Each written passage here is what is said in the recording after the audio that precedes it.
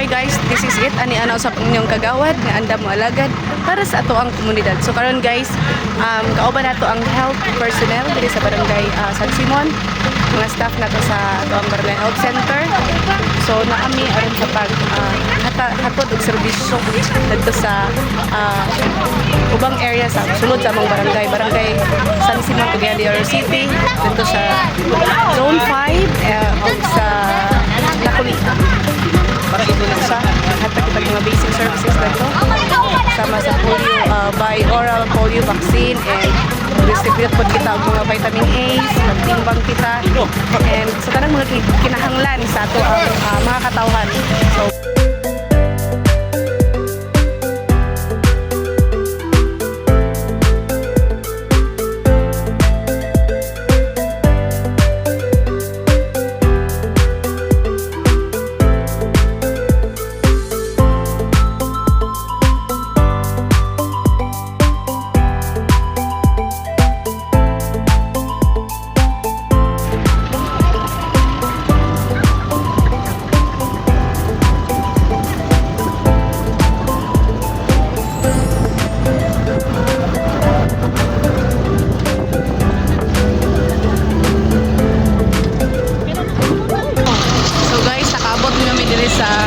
Santo Niño, sa sitio Santo Niño, party siya sa barangay Bagukbok, Upol, Misamis Oriental. So magian na mo sa padulong mi o Nakulian area. Ano man nakanihan? Ayaw magudog.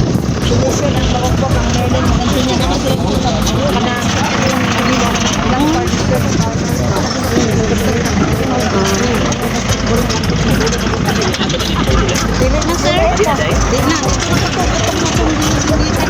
gawas na ni siya sa barangay San Simon.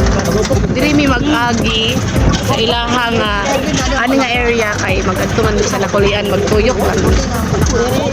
Upol man ni set. Part ni sa Upol, Misamis Oriental area. Sitio Santo Niño. Ang katong dito sa akong nalagyan ng botante.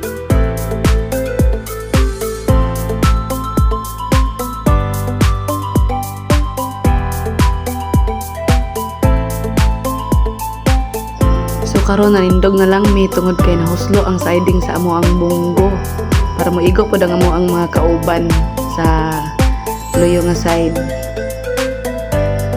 Okay, so makita na to guys, o bisan ang kilid, ang katong gihawiran nila, naukab na gyud.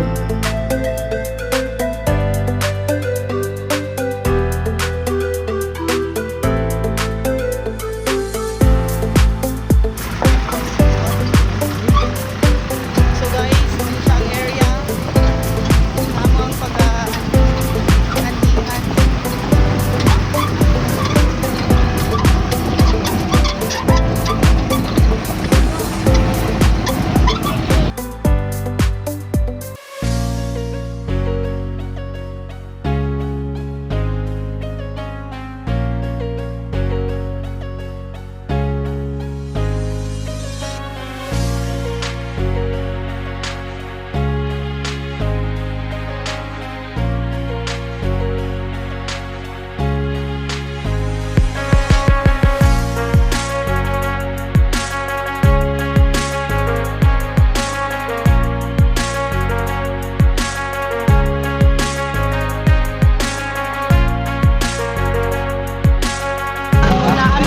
Kauban ni kagawan sa ibang bahian.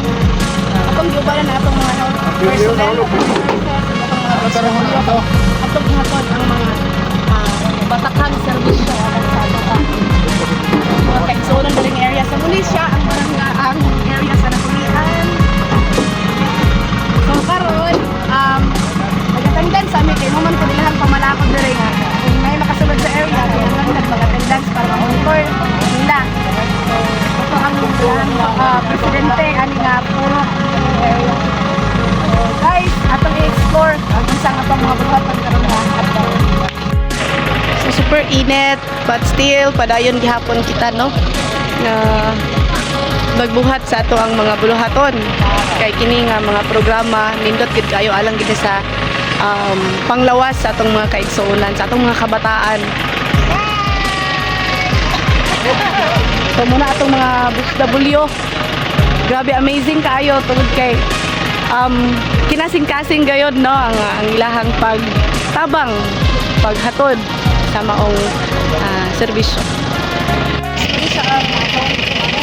Sa area sa Nakulian. Naaman nga kasal kayo kami sa istorya About sa inyong mga servisyo nga totoo. Muna yung dako kayo salamat sa sityo na po ang sa sunset na nakaabot mo din sa sityo sa Kulian.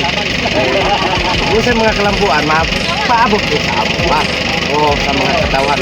Hindi lang kayo sa pang-servisyo sa mga bata nga aksinan siya. Di sabi ang panahon doon, dinit kayo, dapat ato yung mamonitor ng ato mga pan. O kana lang nagwayo, salamat sa inyo. So, ano siya nga ako ang presidente ang pagkuha. Salamat sa pag-ibig sa programa. No problem. Ang importante ang pinapangay dito. Porque naata sa balaod.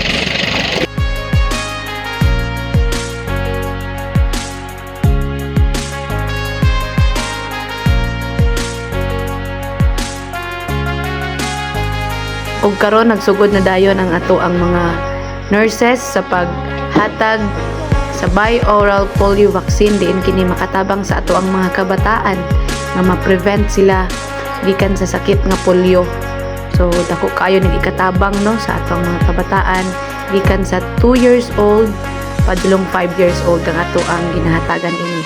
Naghatag usab kita og mga vitamin A alang kanila.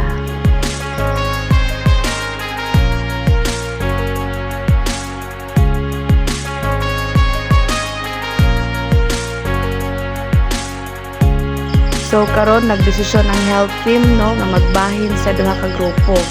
Ang isa ka grupo balik sila from Nakulian, agi sila dito sa Santo Niño padulong sa Zone 5 kana sila.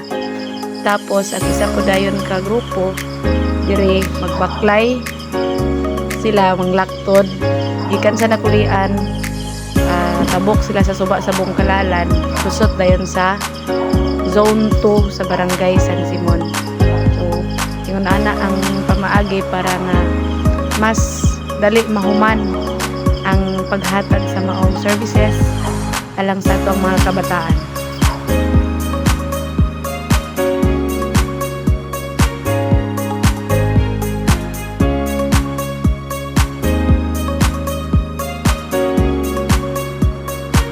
So mauna nino pabaklay na ang isa ka team going dito sa Zone 2 and dili na dayon nag-agi sa Bungkalalan diri dapit agion.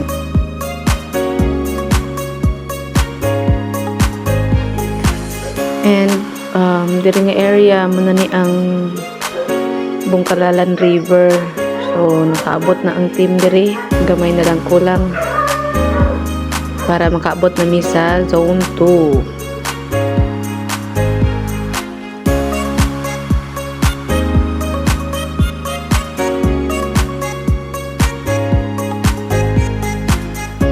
So pag-abot na to sa area, nakakita ta og pipila sa ato ang mga residente na apoy bata. So atuan na lang itagaan sa bi-oral polio vaccine para naman pod na dili masayang nato ang lakaw. And diri nga area naka-cater kita og tulo ka mga bata.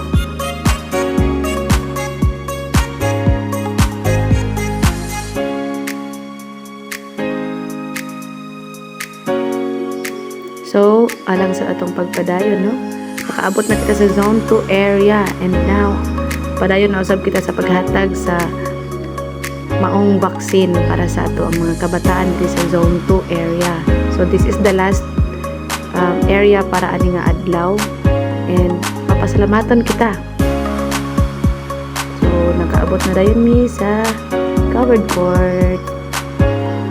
And hapit naman mag-alauna sa hapon, padayon na dayon mi sa amuang lunch. And yes, nagkaiusa, nagtinabang ang tanan. mapasalamaton kita sa konseho sa atong barangay tungod kay dako ang ilang suporta ni ining maong buluhaton.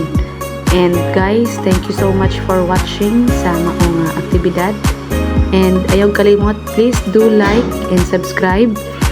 Click the notification bell para nga updated kita sa umaabot na usab ng mga activities sa ato ang barangay.